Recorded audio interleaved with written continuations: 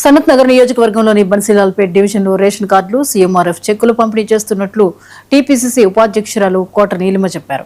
ఇంటింటికి తిరుగుతూ లబ్ధిదారులకు రేషన్ కార్డులు, సీఎంఆర్ఎఫ్ చెక్కులను అందజేసి శుభాకాంక్షలు తెలిపారు. రేవంత్ రెడ్డి నాయకత్వంలో కాంగ్రెస్ ప్రభుత్వం పేదలకు సంక్షేమ పథకాలను అందజేస్తూ బాసటగా నిలుస్తోందని కోట నీలిమ చెప్పారు. అర్హులందరికీ రేషన్ కార్డులు, ఇందిరమ్మ ఇళ్లు అందజేయాలన్న కృతనిశ్చయంతో కాంగ్రెస్ ప్రభుత్వం ఉందని ఆమె చెప్పారు. రేవంత్ రెడ్డి పాలనపై ప్రజల్లో సానుకూలత ఉన్నట్లు కోట నీలిమ చెప్పారు. సనత్ నగర్ నియోజకవర్గంలో బన్సీలాల్పేట్ డివిజన్ లో సీఎం రిలీఫ్ ఫండ్ చెక్లు అలాగే కొత్త రేషన్ కార్డ్స్ వచ్చిన వాళ్ళని కలవడం జరిగింది. వాళ్ళందరికీ కంగ్రాచులేషన్స్ చెప్పి రేషన్ కార్డ్ ఒక కాపీ వాళ్ళకి ఇవ్వడం జరిగింది.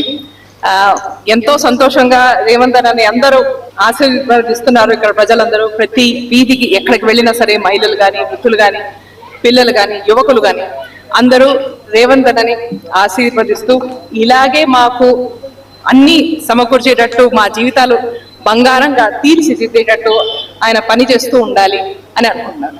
కాబట్టి నా ఇక్కడ ఉన్న కాంగ్రెస్ కాడరు